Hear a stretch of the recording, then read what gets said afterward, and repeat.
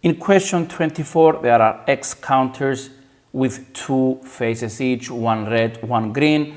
All counters are laid down on a table and 5 faces are red, which means that the remaining X minus 5 are green. Then Elliot picks one at random, turns the counter over, and then he repeats the same experiment with the second counter. Note that the question doesn't specify that I cannot select the same counter for a second time, so every time I'm selecting, my denominator will be X. To help me figure out the probabilities, I will draw a tree diagram. So since originally 5 of the faces are red, the probability of selecting a red face is 5 over X, and the probability of selecting a green one is X minus 5 over X.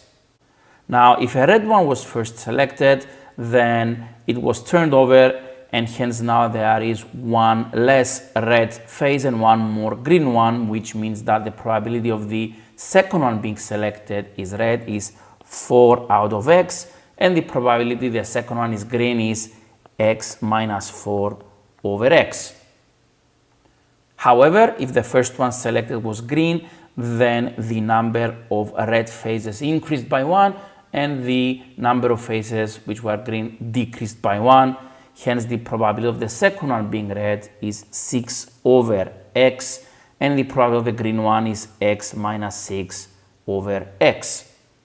Now, we are given that the probability that there are still 5 counters showing a red face is 19 over 32. In order to have 5 counters with a red face, it means either the first one was red followed by a green one, or the first one was green followed by a red one. So let's write down the probabilities of the blue and the red combinations and equate them to 19 over 32. Now, whenever you're going along the branches, you multiply for these two and then you add the two combinations. So I will multiply the blue ones and get 5x minus 4 over x times x, which is x squared, plus for the purple one, I've got x minus 5 times 6 over x squared, and this is equal to 19 over 32.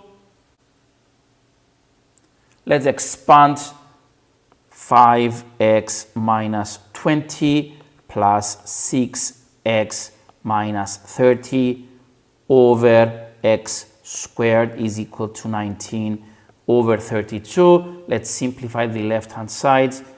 11x minus 50 over x squared is equal to 19 over 32. Now I will cross multiply, so 19x squared is equal to 352x minus 1600.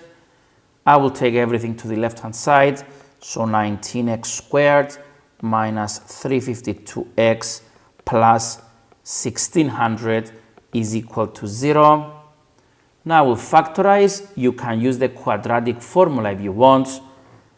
19x minus 200 times x minus 8 is equal to 0. So I have two possible x values. X equals to 200 over 19, or x must be equal to 8, but x must be an integer. So I'll reject the first one. Hence, x equals to 8 is my final answer.